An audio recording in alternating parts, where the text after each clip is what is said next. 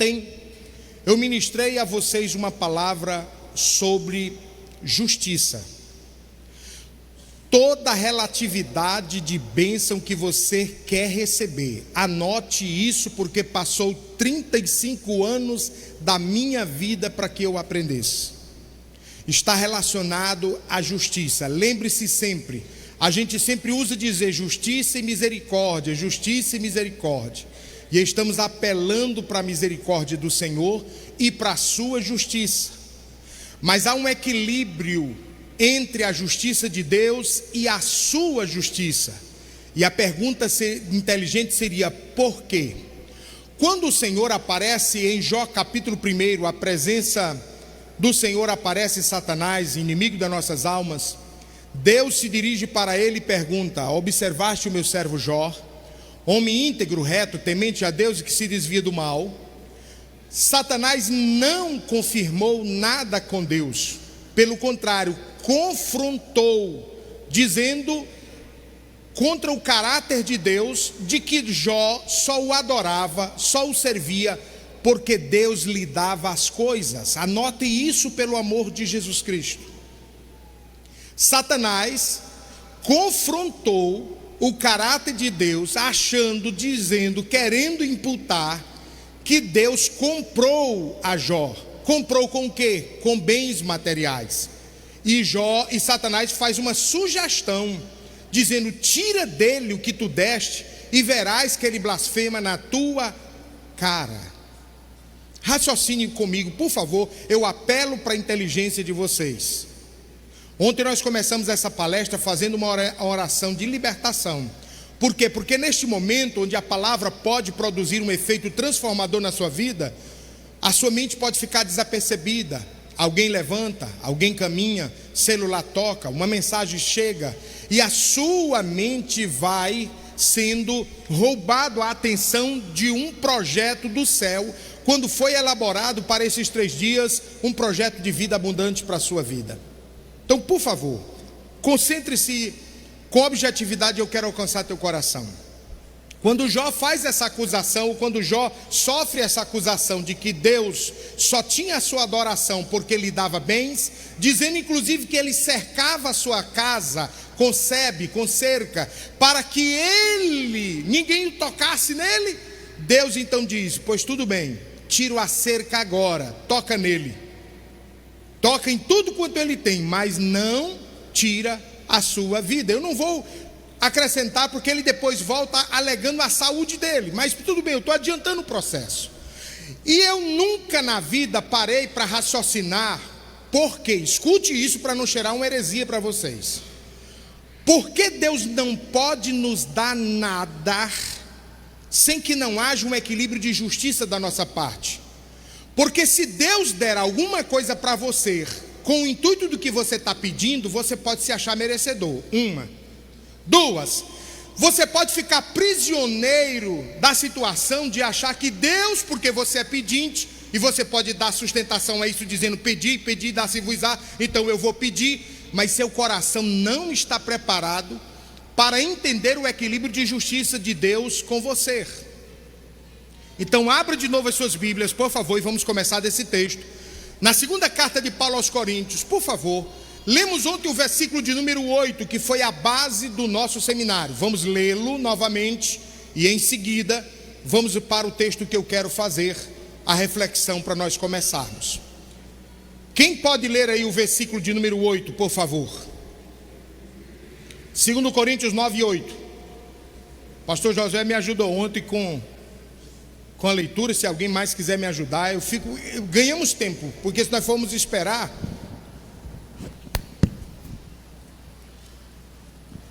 E Deus é poderoso para fazer abundar em vós toda a graça, a fim de que, tendo sempre, em tudo, toda a suficiência, abundeis em toda a boa obra. Desse texto nós vamos guardar no nosso coração: tendo tudo e sempre. Então, se nós tivermos tudo e sempre, olha o que o nosso coração pode ser levado. Que falta eu tenho de Deus?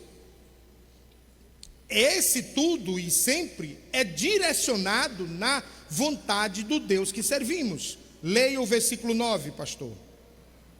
Conforme está escrito, espalhou, deu aos pobres, a sua justiça permanece para sempre.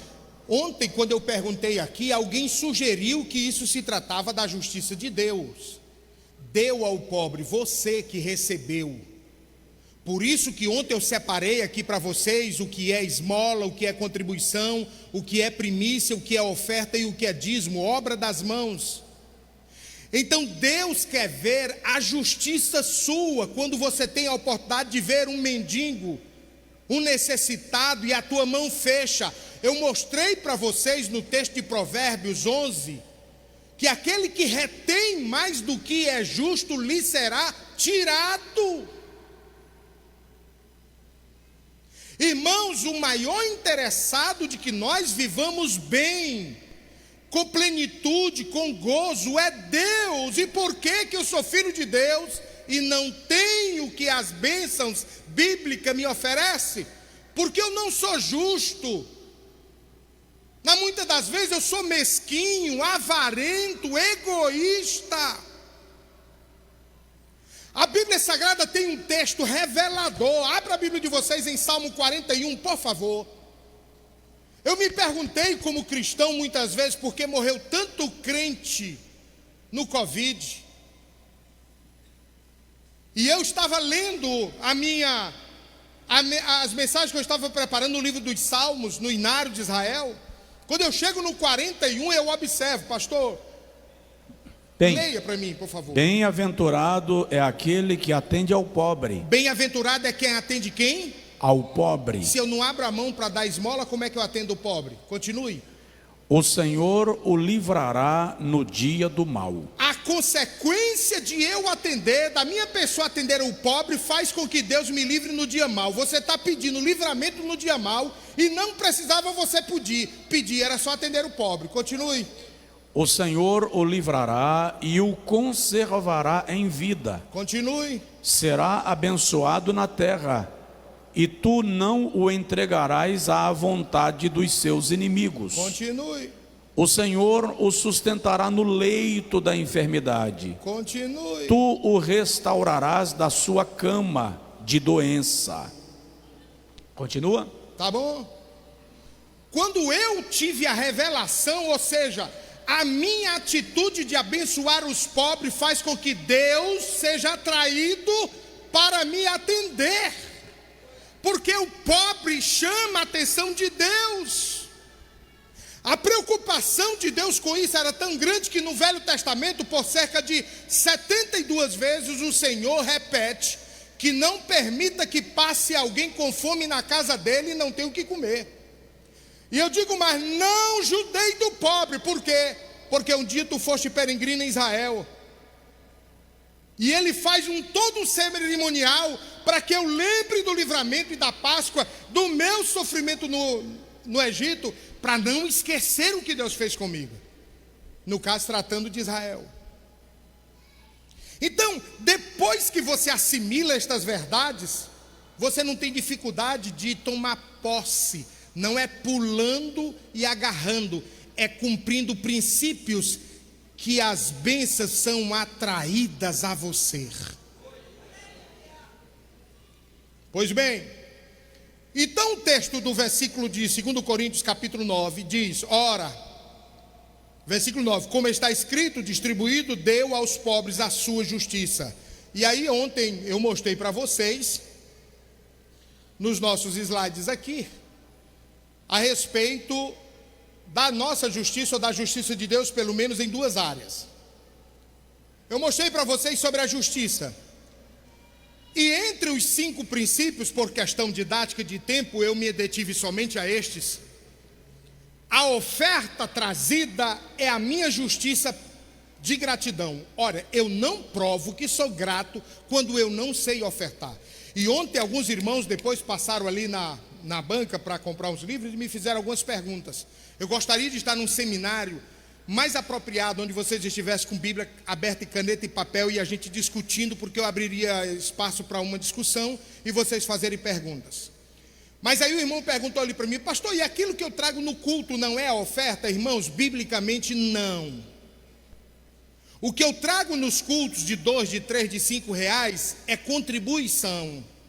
Eu estou compartilhando as despesas da igreja, e eu nem preciso ser movido de pena para isso, porque se eu for movido de pena, vira esmola. E eu falei ontem das bênçãos da esmola, até o ponto de Deus, de Jesus Cristo, fazer o catálogo da esmola em Mateus capítulo 6, quando deres, dê com cuidado, não dá com uma mão para que a outra não veja, e por aí vai. Então, nessa relatividade de bênção, o Senhor quer que nós sejamos testemunho, ou demos testemunho da sua bênção sobre nós. E aí eu mostrei uns textos de que todas as vezes que eu recebo um bem, Deuteronômio capítulo 26, versículo 11, e te alegrarás por todos os bens que o Senhor tem dado a ti e à tua casa. Então, a partir do momento que eu tenho essa percepção de gratidão, eu não estou pagando a bênção, eu estou demonstrando gratidão em trazer para a casa do Senhor o que não pode faltar. Então, escutem, na minha casa não falta porque o Senhor me abençoa, na casa do Senhor não falta porque eu sei agradecer com oferta. Olha a lógica. Deus te dá um bem, você dar uma oferta. Deus te dar um bem, você dar uma oferta. Nem ia faltar bem na tua casa e nem ia faltar oferta na casa do Senhor. Entendeu agora a questão de Abacuque, quando o Senhor diz assim: repreenderei sobre a casa de vocês, eu vou assoprar. Por quê? Porque vocês esqueceram da minha casa, enquanto da casa de vocês ela está apaneilada. Então, se vocês têm preocupação de cuidar da casa de vocês, vocês não estão crendo no Deus que sou o Senhor, que sou eu quem cuido de vocês e cuido da casa de vocês.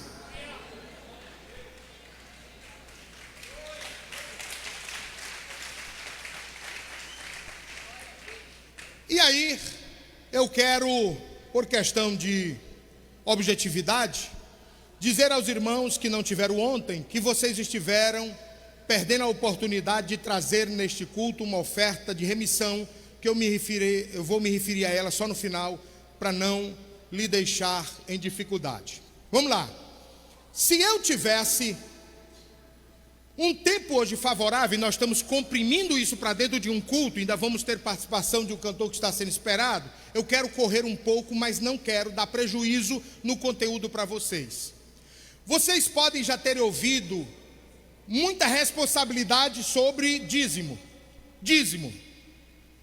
Eu queria apresentar a vocês o que as Assembleias de Deus acreditam, e a maioria das igrejas, sobre o que é o dízimo: forma de comunhão, forma de ser abençoado e forma de prosperar.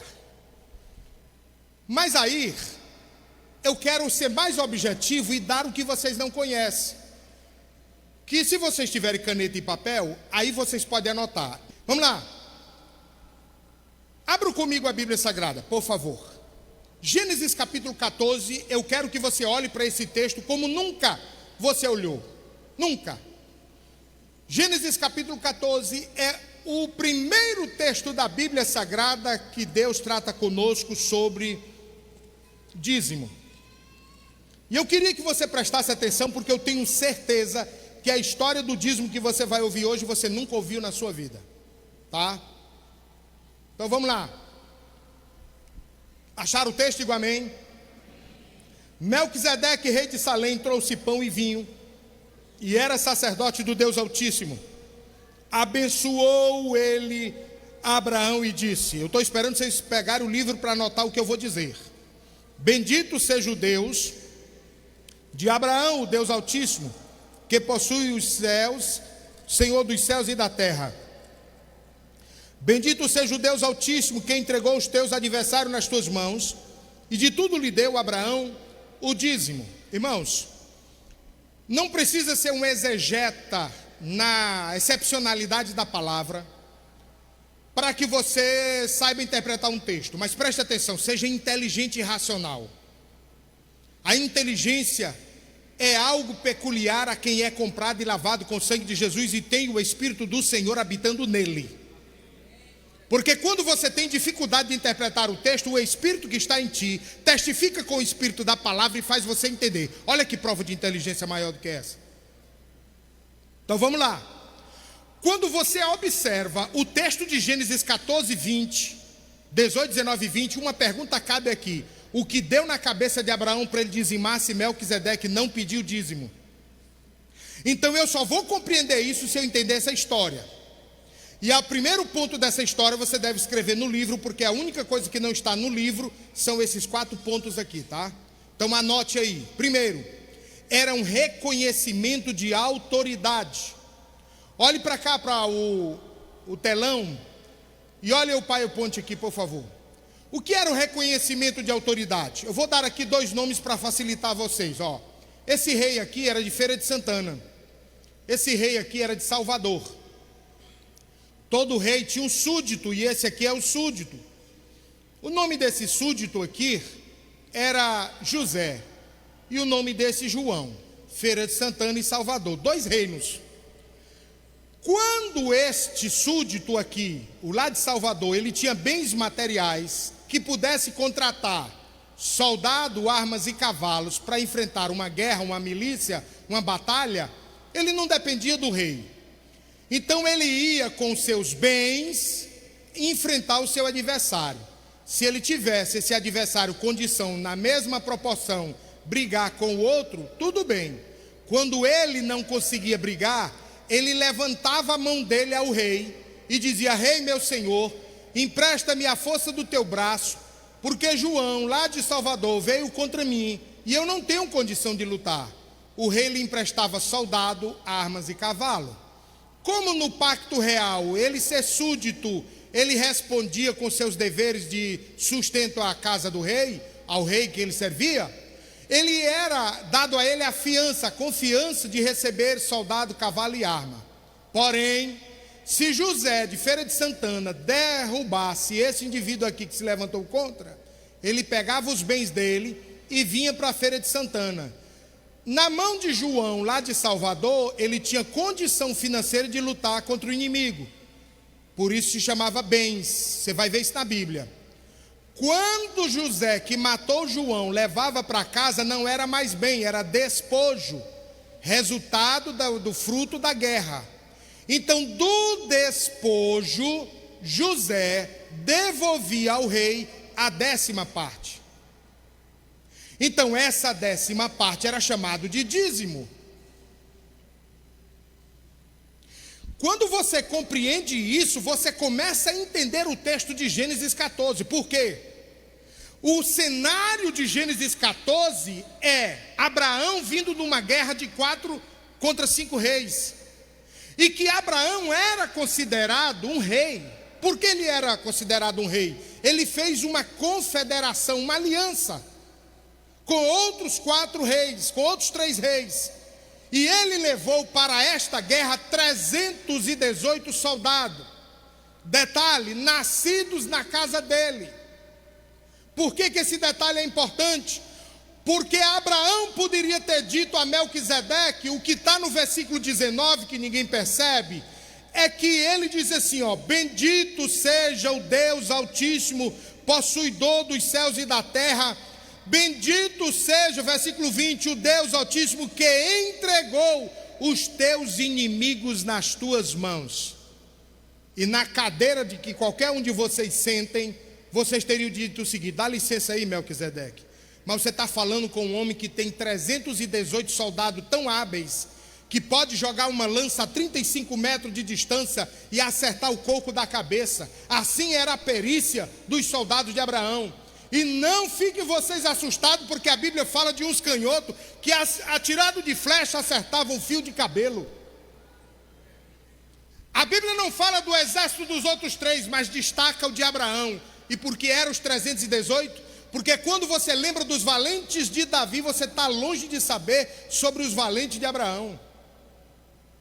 E ele vence a guerra e agora está aqui amparado pelo regozijo da vitória, achando-se o tal. O sacerdote chega na casa dele e disse: vamos com calma, eu vim aqui para te abençoar, eu estou trazendo para ti comunhão, estou estendendo uma mesa com pão e vinho, estabeleço contigo um pacto de aliança, e te digo mais: bendito não é você que venceu a guerra com os teus amigos, Bendito é o Deus, Criador dos céus e da terra, que entregou os teus inimigos nas tuas mãos. E aí onde é que você entende isso? Ora, se era o rei com a sua força, soldado, cavalo e arma, que entregou a vitória, então dele o direito era o dízimo. Sim, pastor, mas aonde está essa história tão bonita? Na Bíblia. Abra comigo a Bíblia de vocês aí no capítulo 15, por favor. No capítulo 14. Observe vocês o versículo de número 12. Gênesis 14, versículo 12. Passando-se também Ló, filho do irmão de Abraão, que morava em Sodoma, e os seus bens, olha como é que ele vai tratar, bens, partiram. Porém veio um que escapou e contou a Abraão o hebreu, que habitava junto dos carvalhais de Manre, o amorreu, irmão de Escol, de Aner, os quais eram aliados, confederados de Abraão, aliança de guerra. Ouvindo Abraão que o seu sobrinho estava preso, fez sair 318 homens dos mais capazes, nascidos na sua casa, e seguiu até Dan. Repartindo contra ele de noite todos os seus homens, feriu-os e os perseguiu até Obá, que fica à esquerda de Damasco. Trouxe de novo todos os bens, os bens em questão, também a Ló, os seus sobrinhos e os bens dele, e ainda as mulheres e o povo. Após voltar Abraão de ferir Aquiladá-omer, o inimigo de Ló, e aos reis que estavam com ele, outros 4 mais, saiu ao seu encontro o rei de Sodoma no vale de Savé, que é o vale do rei. Preste atenção que a história do 18, 19 e 20, ela está no contexto de uma história de guerra. Preste atenção, eu já li até o 20, agora vamos para o 21. Então disse o rei de Sodoma: me dê as pessoas, os bens você pode ficar, porque é fruto da vitória. Mas Abraão lhe respondeu, escuta esse versículo que talvez você nunca viu por esse prisma, põe o óculos aí, ó. Ele diz assim, ó: levantei a minha mão ao Senhor Deus Altíssimo, que possui os céus e a terra. Que dia foi que ele levantou a mão? No dia que ele reconheceu a dependência de Deus, devolvendo o dízimo.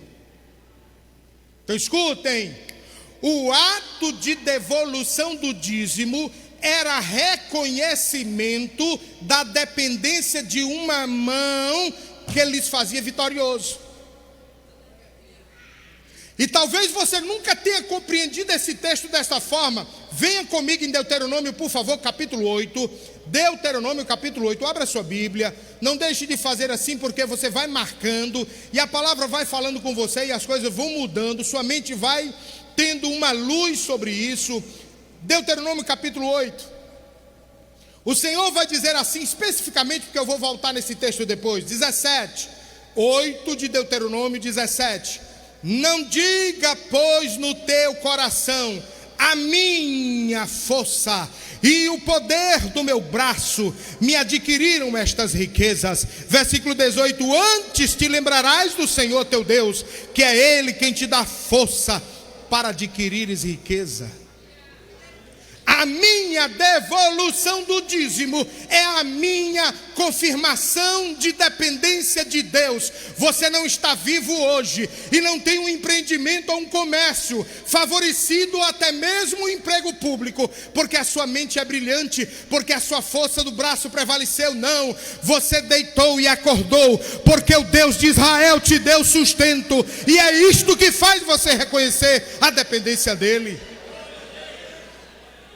Dizimar não é favor, dizimar é uma relação de aliança. E quando eu entendo isso, a coisa muda. E eu passo a ter uma perspectiva, uma visão totalmente diferente. Então vamos dizer comigo, por favor, e se você quiser anotar no livro aí, lá na página em branco, anote aí. Dizimar ou entregar o dízimo, porque a palavra dizimar pode ficar num contexto de morte. Então diga: entregar o dízimo. Digam para me ouvir: entregar o dízimo é um reconhecimento de uma autoridade sobre a minha cabeça.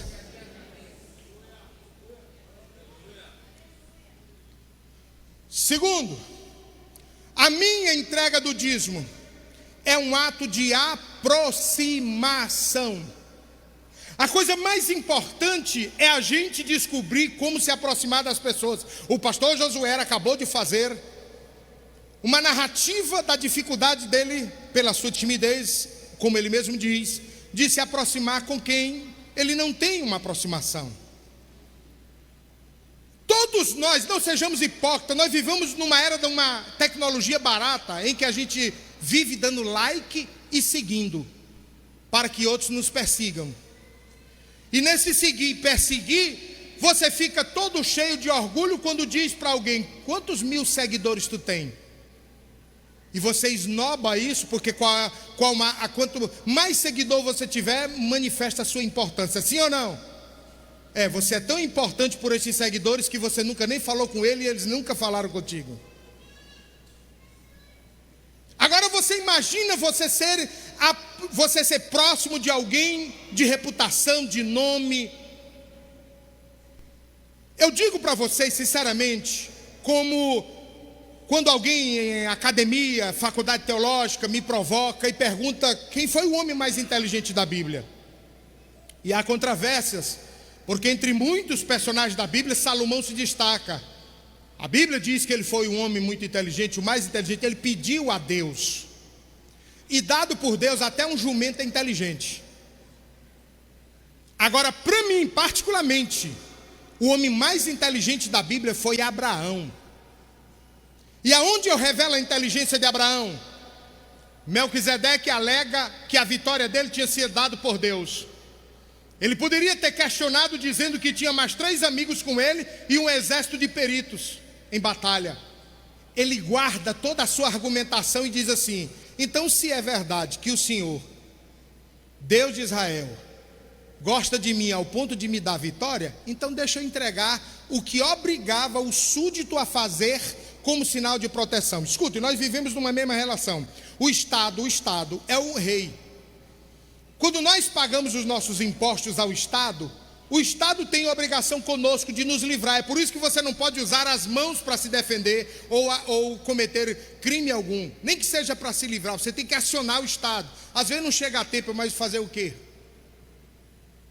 E é essa mão forte do Estado que te dá segurança para mandar a polícia, para investigar um crime, para dar proteção. Então, Abraão tinha tudo para não depender teoricamente de Deus, porque se eu precisava de proteção, eu tinha um exército. E qual foi a maior ilógica, a maior besteira que alguém já disse? Que Abraão deu dízimo para poder enricar. Mentira. O capítulo de número 13, versículo 2, bem aí de Gênesis, diz: e era Abraão muito rico em gado, em ouro e prata. Abraão nunca deu dízimo para ser rico. Abraão já não tinha para quem dar, porque nem hereditariedade ele tinha, nem árvore genealógica ele tinha, ele não tinha filhos para dividir nada. Ele já era rico. Mas Abraão viu na oportunidade que Melquisedeque o alegou, uma oportunidade de fazer aliança. É por isso que a palavra aliança, pacto e concerto na Bíblia Sagrada é traduzido por maaser. E o que é um maaser? Um concerto, uma aliança, um pacto. Olhe para mim, observe isso. A entrega do dízimo por Abraão forçou Deus, atraiu Deus, chamou Deus para uma importância do coração de Deus se identificar com Abraão. De que forma? Todos vocês dobraram o joelho hoje quando chegaram aqui. Se não dobraram, se levantaram. Se não se levantaram, já oraram. E nas suas orações alguma coisa vocês pediram. Vocês pedem saúde, pedem marido, pedem esposa, pedem emprego, pedem dinheiro, pedem carro, pedem tudo. Abraão não chega pedindo, Abraão chega oferecendo. Mas que terráqueo é esse que em vez de pedir tem para oferecer? Aí agora você vai entender Gênesis capítulo 15, versículo 18. Naquele mesmo dia fez o Senhor uma aliança com Abraão. Quem fez a aliança? Por que é você que quer estar próximo do Senhor e não o Senhor que queira estar perto de você? Essa é uma lógica inteligente. Como é que eu faço? A Bíblia diz assim: agrada-te do Senhor e Ele realizará os desejos do teu. O que eu faço para agradar ao Senhor? Qual é a minha atitude? Cadê a minha justiça? Que na hora que eu sou abençoado, eu não me coloco na prerrogativa de prioridade à igreja. Todos vocês fizeram objetos de lista mental ou física de desejos, de pedidos para o ano de 2025, sim ou não? Todos vocês quiseram de Deus que o 2025 melhorasse alguma coisa para vocês, sim ou não? Todos vocês desejaram que casa, carro, formação de filho e outras coisas mais viessem em 2025, sim ou não? Seja sincero, pelo menos em coração, não precisa se manifestar. Quantos de vocês botaram no coração a vontade de ser mais dizimista, mais ofertante e investir mais no reino de Deus em 2025? Pois é aqui que eu revelo a sua injustiça. É aqui que você precisa se sentir confrontado e entender que a Bíblia, quando diz primeiro o reino de Deus, se eu tenho lista, a primeira da lista não é o meu ventre, a minha vontade e a minha casa, mas o Deus que eu sirvo, porque é Ele que me dá, que me traz, que me faz acontecer todos os dias. E na hora que você atrair o coração de Deus para isso, meu irmão, muda tudo. Daniel capítulo 9, versículo 23 diz assim: no princípio das tuas súplicas saiu uma ordem. Saiu uma ordem, por quê? Porque tu és muito amado de Deus. O que faz eu ser amado de Deus se eu só dobro o joelho para pedir? O que faz eu ser amado de Deus se a casa dele está precisando e eu estou murmurando? Quantas vezes você já entrou aqui arrebentado, quebrantado, trouxido, e sai fortalecido, vigorante, animado?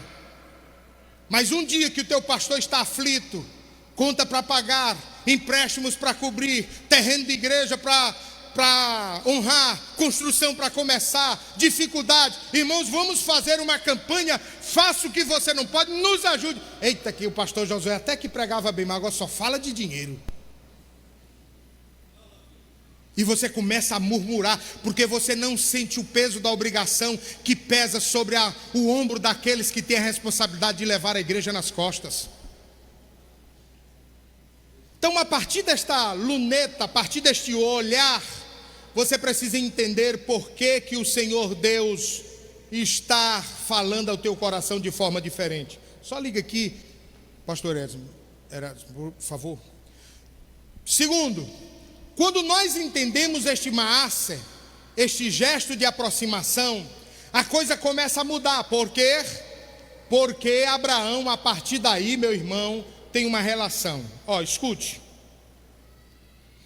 Todas as vezes no pacto do maaser, gerava uma responsabilidade de aliança com os súditos. Talvez você nunca olhou para esse texto dessa forma, me dê a sua atenção dobrada. Depois que o rei selava um pacto do maaser com o súdito, ele não invadia a sua casa, sua terra e suas propriedades. Pelo contrário, o rei ia sair da sua coroa, do seu trono, para ir para um lugar. Ele mandava um arauto na frente e dizia: ei, eu vou passar lá na casa do Josué Brandão, avisa para ele que ele prepare a baia para os meus animais e dos meus soldados, o meu descanso, porque era uma honra receber o rei por aquele que era súdito. E quando o rei precisava de alguma coisa, ele não cometia o ato, a indelicadeza de agir contra o patrimônio do seu súdito, sem que ele primeiro não avisasse. E aí eu começo a fazer um histórico da palavra interessante. Por quê? Porque eu escute de forma interessante, observe isso. Digam comigo, Gênesis 14, Abraão dá o dízimo. 15, ele faz uma aliança. 17, versículo 4, versículo 7, versículo 9, ele dá o detalhe desta aliança. No 18, ele prova do prazer desta aliança. No 18, como assim? Deus está no céu e resolve destruir Sodoma e Gomorra. E quando ele resolve destruir Sodoma e Gomorra, ele poderia ter dito só assim: soprem sobre Sodoma e Gomorra e acabar. Mas eu vou aqui fazer uma conjectura. Uma reunião no céu para decidir a pauta da terra.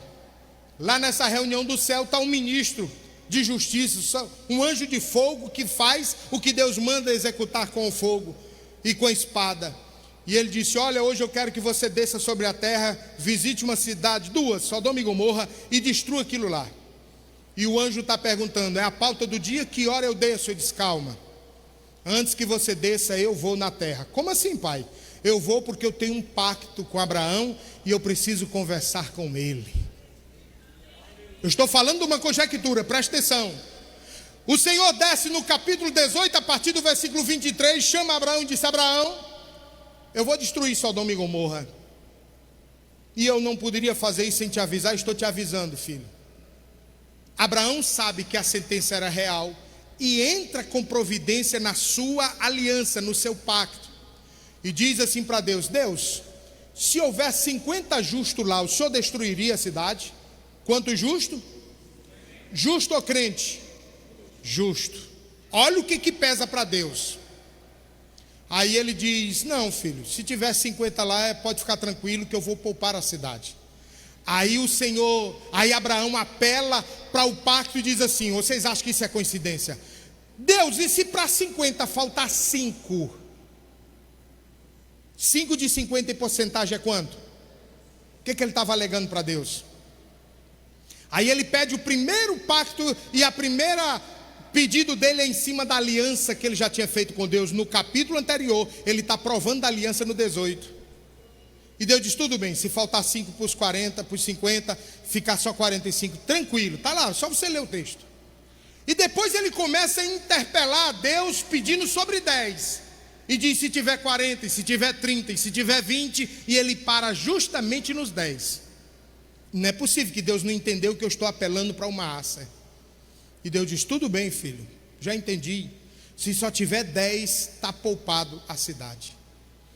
E aí Abraão sai regozijado, porque Abraão era bom de dinheiro, Abraão era bom de milícia, Abraão era bom de soldado, Abraão era bom de tudo, mas era ruim de matemática. Na cabeça dele, ele tinha deixado o sobrinho, a esposa e 3 filhas, já eram 5. E esses 5, se ganhasse mais um cada um, já tinha 10. Então eu paro em 10 porque tem 10 crentes. E não tinha. E o resultado da história vocês sabem. Se você acha que isso é apenas uma mera coincidência, abra sua Bíblia em Gênesis capítulo 31, por favor, rapidinho, Gênesis 31. Que eu vou lhe mostrar outro detalhe, outra história interessante, das 7 que eu tenho na Bíblia, bem conhecimento. Vou apresentar 2 a vocês. Gênesis capítulo de número 31, versículo de número 7, quem achar diga amém. Pois leia bem alto, quem achou e pode me ajudar. Mas vosso pai me enganou e mandou o salário 10 vezes, porém Deus não lhe permitiu que eu fizesse esse mal. Os irmãos lá atrás não abriram a Bíblia? Pastor, leia para mim. Mas vosso pai me enganou e mudou o meu salário 10 vezes. Quantas vezes, pastor? 10 vezes. E o que aconteceu? Porém Deus não lhe permitiu que me fizesse mal. Por que não foi 9, não foi 7, foi 10? Coisa simples. Nós estamos no capítulo 31, senhoras e senhores, pastor Armando, a paz do Senhor. No capítulo 31, versículo de número 7, Jacó está dando um testemunho de que o pai da sua esposa tinha enganado 10 vezes. E aí eu não posso ler o 31 se eu não voltar na objetividade do 28. Porque quando eu olho para o capítulo 28, versículo 20 ao 22, eu encontro esse Jacó fazendo uma aliança, um pacto, um concerto, uma aça com Deus. Leia para mim, se alguém encontrou, Gênesis 28, 20 a 22. E Jacó fez um voto dizendo: se Deus for comigo e me guardar nesta viagem que faço, e me der pão para comer e vestes para vestir, e eu em paz tornar à casa de meu pai, o Senhor me será por Deus, e esta pedra que tenho posto por coluna será casa de Deus. E de tudo quanto me deres, certamente te darei o dízimo. Ele não fez esse pacto no 28, sim ou não? O senhor conhece mais do que ninguém aqui, que no 31 ele não tinha voltado para cumprir o voto que tinha feito em Luz, que ele transformou em Betel. Ei, Deus vai falar contigo aqui agora, se tu estiver prestando atenção. Aí Deus permite, diga comigo, Deus permite Jacó ser roubado 10 vezes. Pergunte para mim, o que era isso? 10 vezes Deus dando em cima dos rins de Jacó para dizer: volta a Betel para cumprir comigo o que tu acertou. Deus aparece em sonho para Jacó e diz: volta. Ele diz: não posso não, Senhor. Por quê? Porque se eu voltar, meu sogro me mata, meus cunhados me matam, porque hoje estou mais rico do que eles, eu não posso sair daqui. Ei, escute. Deus disse: é essa a justificativa? É. Aparece o Senhor ao sogro de Jacó em sonho à noite e diz: Labão, não toque em Jacó. Olhe para o irmão que está do seu lado e diga assim para ele: quando você tem aliança com Deus, até com o ímpio Deus trata por tua causa. Ei!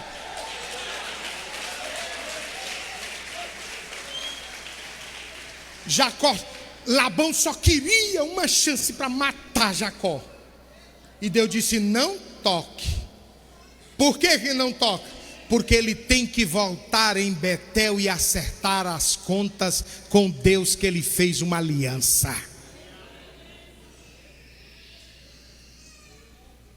Diga para mim ouvir: devolver o dízimo é um pacto, é um concerto, é uma aliança de proteção com o Senhor Deus. Você botou na sua cabeça no versículo de número 10 do capítulo 3 de Malaquias e decorou sobre o dízimo, mas a verdadeira intenção do dízimo ela é revelada no versículo 11, quando ele diz: e por causa de vós eu repreenderei. O Senhor põe um sentinela à tua porta. O Senhor trata de cuidar do que é teu, porque Ele tem contigo aliança. Agora, quando você não é dizimista, seja homem, seja mulher, defenda o que é seu você mesmo. Não fique orando hipocritamente, porque a tua justiça está revelado que é injustiça.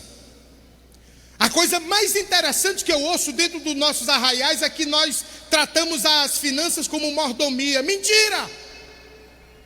Se eu sou mordomo, eu não sou dono, eu presto conta a alguém. Você diz que é mordomo, mas na hora de devolver você questiona como dono. E você precisa parar de ser hipócrita, porque essa palavra, se nada você guardar desse seminário, mas você tem que lembrar: e a minha justiça, e a minha justiça, e a minha justiça, e a minha justiça, e a minha justiça. E por que é justiça? Porque Deus primeiro te entrega. E quando é na hora de revelar a sua justiça, você fecha a mão.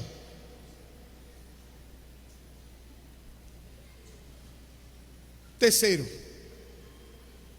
a devolução do dízimo, anote por favor, terceiro, a devolução do dízimo é um gesto de gratidão. Por que a gratidão não vem primeiro? Porque a gratidão é um sentimento trabalhado, irmãos. Quem não sabe o que é aliança, quem não sabe o que é pacto, quem não sabe o que é concerto, quem não entende o que é uma soberania de uma autoridade sobre si, jamais será grato. Jamais. Abra sua Bíblia, por favor, em Gênesis 47. Gênesis 47. Leiam comigo a partir do versículo 15.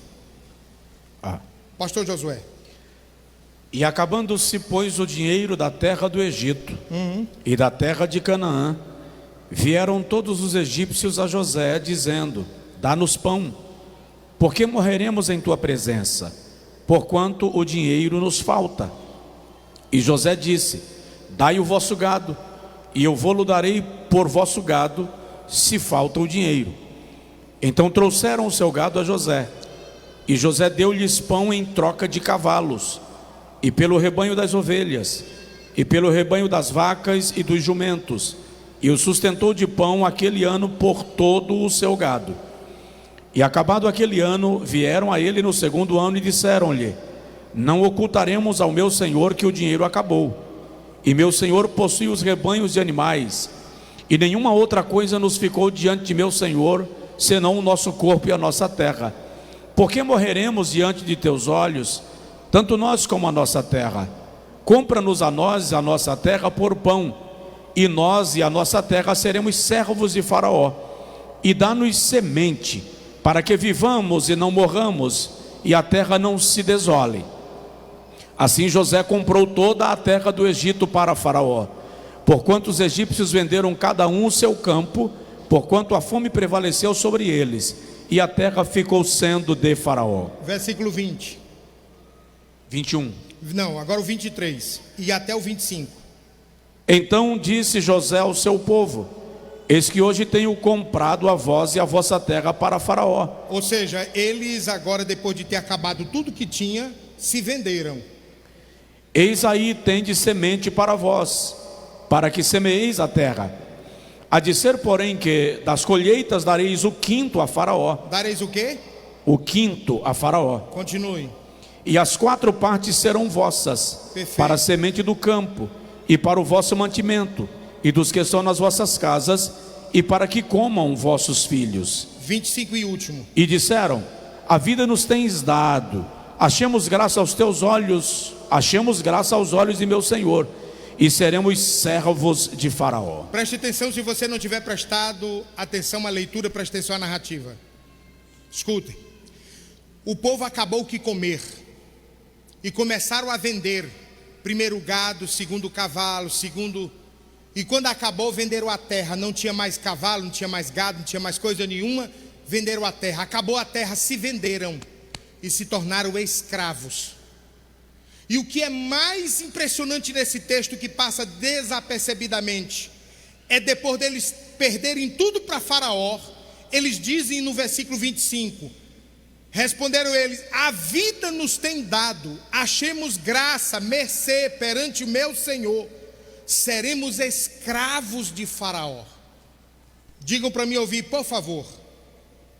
Os egípcios eram livres. Os egípcios eram ricos.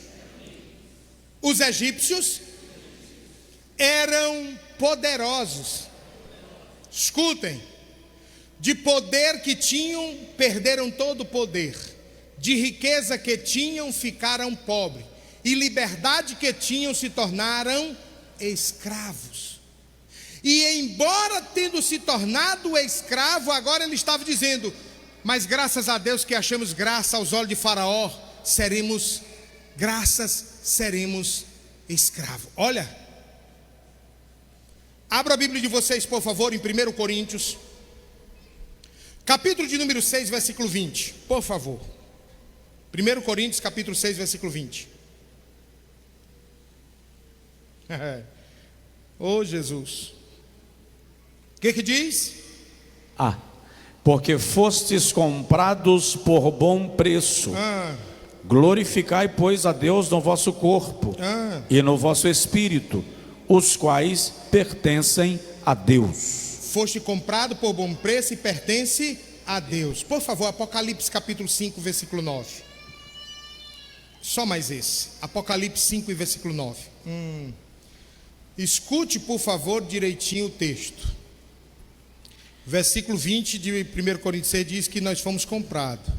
E cantavam um novo cântico, dizendo: digno és de tomar o livro e de abrir os seus selos, porque fostes morto, e com o teu sangue nos compraste para Deus de toda a tribo, e língua, e povo, e nação. Digam para me ouvir, por favor.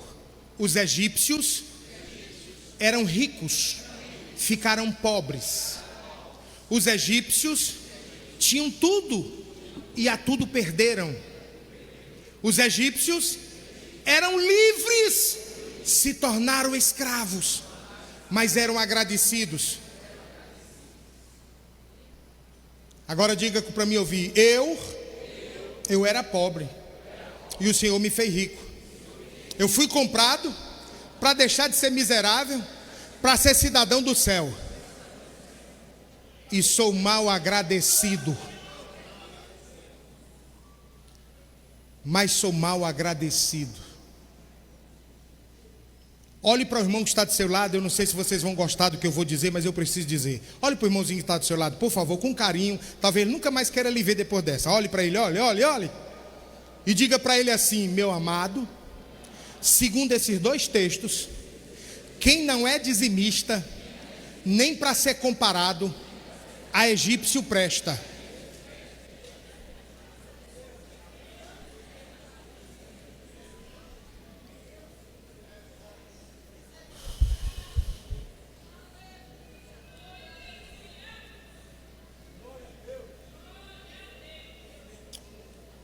Irmão, Deus não precisa do teu dinheiro. É um privilégio você poder ser dizimista na casa do Senhor. Última, vamos lá.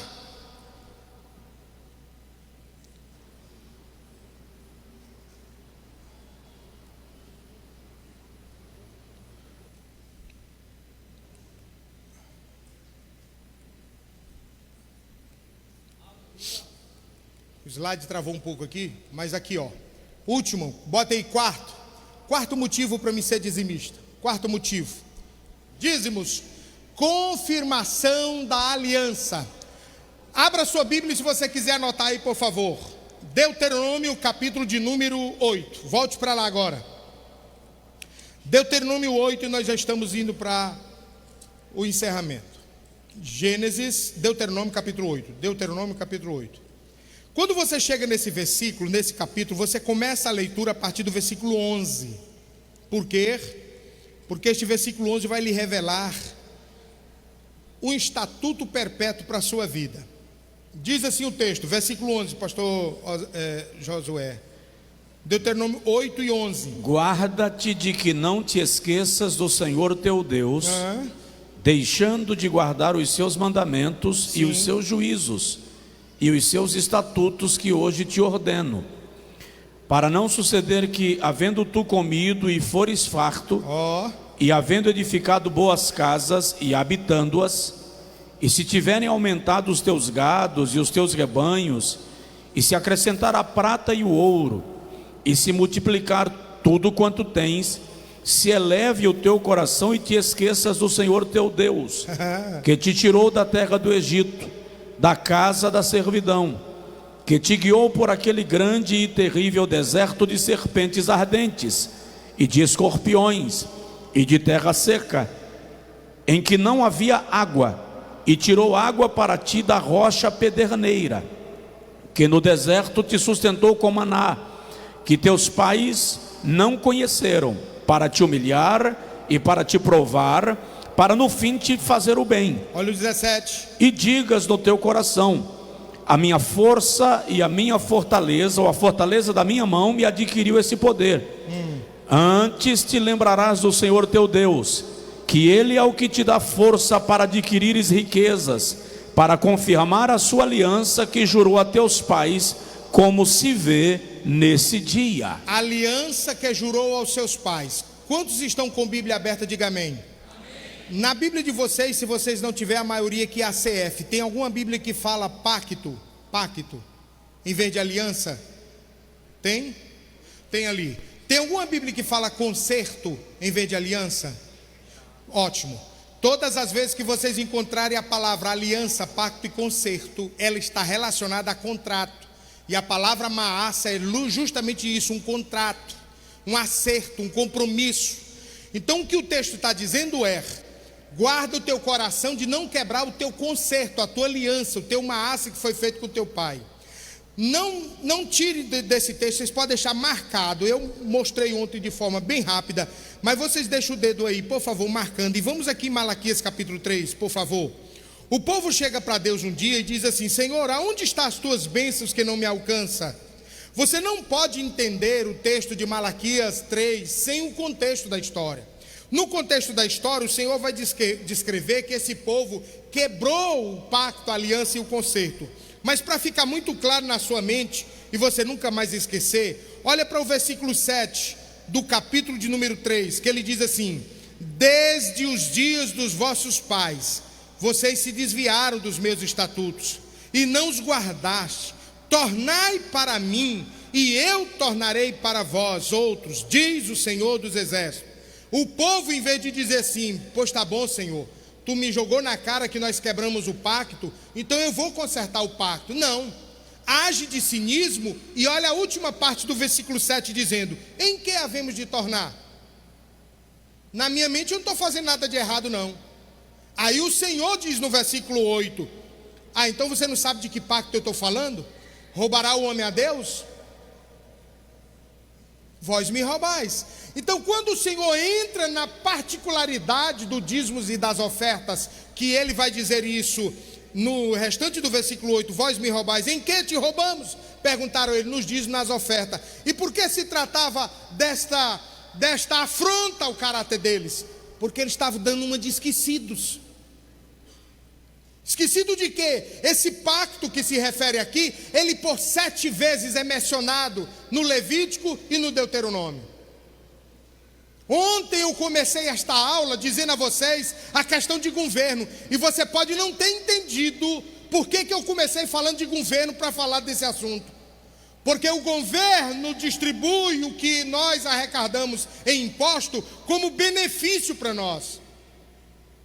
Quando nós pagamos os nossos impostos, cumprimos uma responsabilidade que gera governança, e essa governança volta através de benefícios: segurança, hospital, creche, asfalto, calçamento, praça. O mesmo critério que nós usamos para sermos beneficiados pelos impostos que pagamos, é também quando nós dizimamos e ofertamos. Gera aliança, conserto, pacto de proteção, de guarda, de alimento, de cuidado. E aqui que é revelada a justiça. Deus é justo, sim ou não? Ele vai cumprir com você. E aí a pergunta é: e você é justo? E aí agora entenda o texto que eu mostrei, o Salmo, que Deus atende o justo, que Deus olha para a aflição do justo, que os olhos do Senhor estão sobre o justo, que a oração do justo pode muito em seus efeitos. Amém? Então volte aí com o dedinho marcado, volte para o versículo 18, ele diz assim: antes te lembrarás do Senhor teu Deus, porque Ele que te dá força para adquirires riqueza, vírgula, para confirmar a sua aliança que sob juramento prometeu ao seu pai. Aonde está esse juramento? Volte bem aqui para o capítulo 17 de Gênesis, tudo dentro do contexto do dízimo. Gênesis 17, porque ele está antes da proteção do 18 e depois da entrega do dízimo no 14 e da geração da aliança no 15. Capítulo 17. Quando vocês acharem, digam amém. Versículo de número 4: quanto a mim, será contigo a minha aliança, o meu concerto, o meu pacto, o meu maaser. Eu vou fazer-te pai de uma numerosa nação. Versículo 7: eu vou estabelecer esta aliança entre mim e ti e a tua descendência, no discurso dos anos, nas gerações que virão. Aliança o quê? Aliança o quê? Para ser por Deus e a tua descendência. Quem é que vai cumprir esta aliança? Vamos para o 9. Disse mais Deus a Abraão: tu guardarás a minha aliança, a tua descendência guardará a minha aliança no decorrer das gerações. Diga para me ouvir: pai Abraão ia guardar, e a descendência de Abraão. Agora você vai ver onde é que você vai entrar. Olhe para cá, por favor, escute. Abraão recebe uma promessa aos 75 anos para ser pai de uma grande nação. Está ali ele. Um dia Abraão, esse projeto de Deus, Deus faz na vertical: Abraão, Sara, Isaac. Quando Deus estabelece a bênção para Abraão, que viria do relacionamento com Sara e nasceria Isaac, era essa aliança na vertical. Passou-se 16 anos aproximadamente, uns dizem 13. Eu tenho um texto que prova que ele estava mais ou menos com 16 anos que ouviu esta promessa. E essa mulher chamada Sara começa a aperrear o juiz de Abraão e dizer: Abraão, cadê o menino que Deus nos prometeu? E Abraão disse: mulher, Deus prometeu. Eu no capítulo 15 fui questionar a demora desse menino, dizendo que quem ia herdar na minha casa era o Damasceno Eliezer. O Senhor não gostou da conversa, me botou para interceder pelo sacrifício que ele não respondeu com fogo, e quase que eu morro lá. Em vez do holocausto pegar fogo, as aves de rapina se aproximaram, e eu virei à noite e não desceu fogo. Quer saber de uma coisa? Eu não vou mexer mais com esse negócio. Aí Sara entra com uma inteligência fenomenal e diz: pois eu tenho a solução. Qual é a solução? Diz: tu conhece aquela minha escrava por nome H? Conheço. O que tu acha? Sim, o que tem? Não, assim, se tu te simpatiza dela. Sim, e o que tem? Se tu gostar dela, eu te dou por mulher, tu vai te deitar com ela, e o menino que dela nascer vai ser meu, porque isso fazia parte da cultura. O filho da escrava era da senhora. E aí, num momento assim de sei lá do que, Abraão disse: eu gostei da ideia. Abraão deita com Agar e nasce um filho. Como é o nome do filho? Aqui surge um problema. Qual era o problema? Que para Deus haveria aqui uma descendência, Israel. Agora nasce uma outra nação gentílica. E Deus não faz aliança com escravo. Por isso que Ele libertou Israel, para trazer Israel para uma promessa, porque Deus não faz pacto com escravo. E aí Ismael era filho da escrava. Abraão, essa aliança não podia fazer sentido.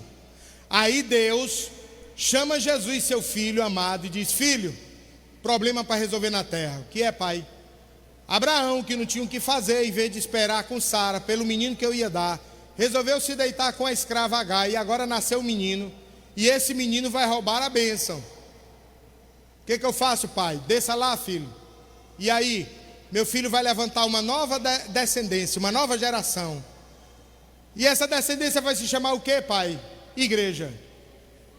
Isaac fica com Abraão, Ismael fica com Agar, mas a igreja fica contigo. Está feito, pai. Aí ele chama e mostra isso de que forma? Abra a Bíblia de vocês em Gálatas capítulo 3, por favor. Gálatas capítulo 3, versículo de número 14. Quem quer ler para mim, por favor? O pastor José saiu, alguém pode ler?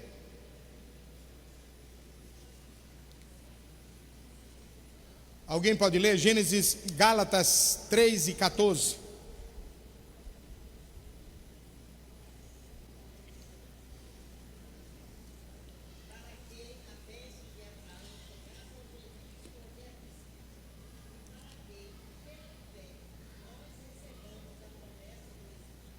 Vocês ouviram? Mas acompanharam? Gálatas 3 e 14. Mas para que a bênção de Abraão chegasse a quem?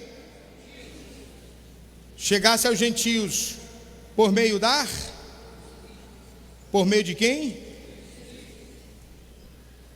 O Senhor agora está tratando, dizendo que a bênção que era de quem? Abraão, chegasse aos gentios, não por Agar, mas chegasse aos gentios por meio de Jesus Cristo. Todos nós éramos gentios, até que aceitamos Cristo como Salvador e nos tornamos igreja. Jesus Cristo, a fim de que recebêssemos pela fé o Espírito da promessa. Vamos para o versículo 16. Acompanhe a linha de raciocínio. 16. Ora, as promessas foram feitas a quem? E ao seu descendente. Está no singular ou está no plural? Porque estava se tratando de uma pessoa. Deus nunca teve duas descendências, Ele tinha uma, e essa era Abraão com Sara, com Isaac. Não diz, para não ser redundante, ele repete, não diz aos descendentes no plural, como que falando de muitos, já que os gentios são muitos. Os gentios são todos os povos que não é Israel. E aos descendentes, como falando de muito, porém, como de um só. Aí como é que eu vou fazer muito virar um? Aí ele diz: ao teu descendente, que é Cristo. E aonde está o mistério aqui? Nós éramos gentios, pela circunstância do que está em João capítulo 1, versículo de número 11, eu vim para o que era meu, mas os meus não me receberam. Versículo 12, mas a todos quantos me receberam, eu darei o poder de serem feitos filhos de Deus, recebendo nós o pacto da cruz, o sangue derramado, nos tornamos filhos, e agora esses filhos fazemos uma nova descendência chamada igreja. Somos filhos de Cristo, sim ou não? Beleza, então vá para o versículo 29 do capítulo 3. 29 do capítulo 3 diz assim: e se sois de quem? Também sois descendente de? E herdeiros segundo a?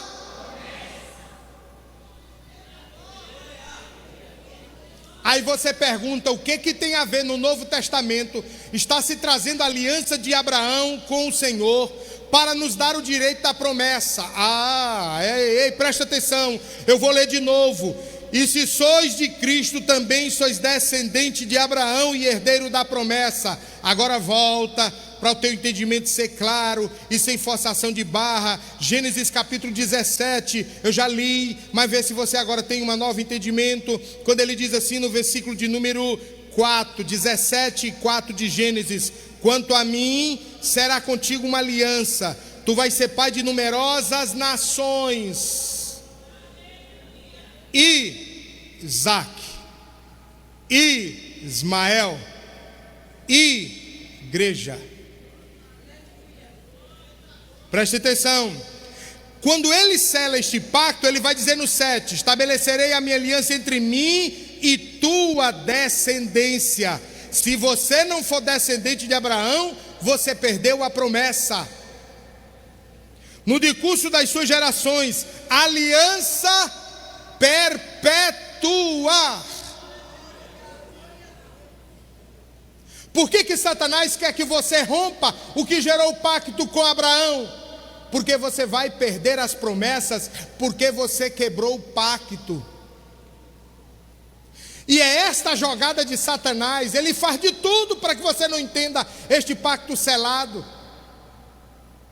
E aí ele vai dizer assim, se você não tiver entendido no 9, ele vai dizer: disse mais Deus. Parece assim, eu vou dizer de novo para você não se fazer desapercebido e dizer que eu não estou entendendo ou não está me entendendo. Disse mais Deus a Abraão: tu vai guardar a aliança, tu e a tua descendência, que vier das gerações futuras.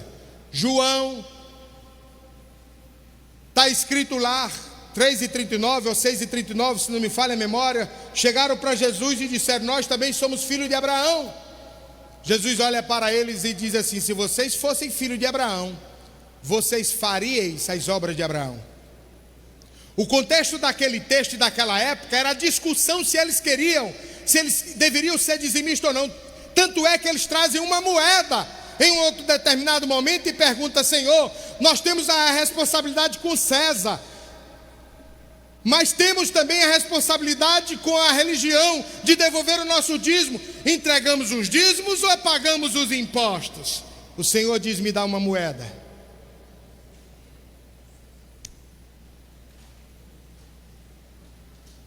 Se vocês fossem filhos de Abraão, vocês faríeis o que Abraão fez, as obras de Abraão. E o que foi que Abraão fez? Sem que o Senhor lhe pedisse, ele já estava oferecendo no capítulo 14, versículo 20. E você precisa de 6 meses de crente, precisa de 1 ano, precisa de se batizar, precisa estar envolvido no ministério, precisa ter alguma responsabilidade para se sentir obrigado a dizimar. Você não está entendendo o que você está perdendo. Na relação de aliança com Deus, Deus pede, faz um pacto com todo judeu de que fosse circuncidado ao 8º dia. Preste atenção a essa narrativa para você não dizer que Deus te visitou nesta noite com uma revelação interessante. Todo judeu, para ser judeu, ele precisa ser circuncidado. Vocês sabem disso, sim ou não? A circuncisão é feita no órgão sexual masculino, é cortado o prepúcio e jogado fora. E isso é uma forma de aliança. Agora eu pergunto: quem é que anda tirando a calça de um judeu para provar que é judeu? Então a quem interessa a circuncisão? Somente a ele e Deus, que sabe que ele é circuncidado.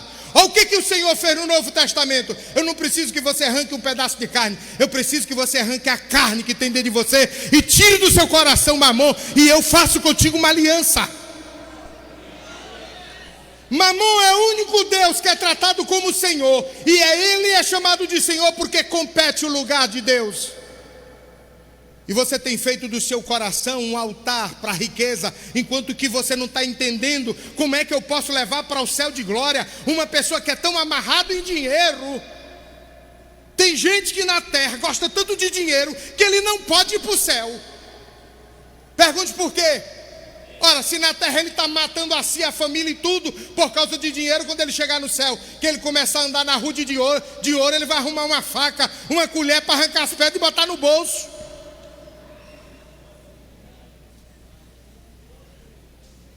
Você precisa entender que Deus quer te dar.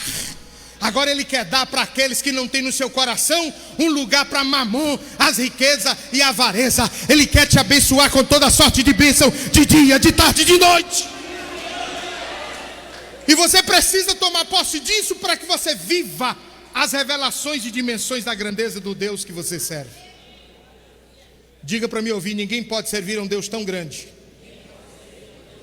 que se amarra em coisas pequenas. Curve a sua cabeça. Curve a sua cabeça. Querido Deus e eterno Pai, nós estamos diante de Ti em uma conferência de vida abundante. Nós não estamos aqui, Senhor, para trazer emocionalismo a ninguém. Nós não estamos aqui, Senhor, para fazer alguém dar dinheiro para a Tua casa e para Ti. Nós estamos aqui Te revelando para estas pessoas e mostrando para estas pessoas o quanto Tu és bom, maravilhoso e quer abençoar a mim e a eles cada dia mais. Nós ontem, Senhor, aqui fizemos uma aliança contigo através de um pedido de perdão de tudo aquilo que nós deixamos de Te agradecer e apresentamos a Ti agora nesta noite uma oferta de remissão. Pai, limpa todos os corações que nesta igreja vieram, que neste santuário estão. Tira do coração a mesquinhez, a avareza. E aqueles que já são abençoados, que abrem as mãos, Senhor, arranca a tampa da chaleira e começa a fazer desta cidade homens e mulheres que frequentam esta igreja empresários, dono de posses, que sejam ricos e que sejam abençoadores da Tua casa, que sejam prósperos e que vivam o abundar da Tua palavra. É o que eu Te peço em nome de Jesus.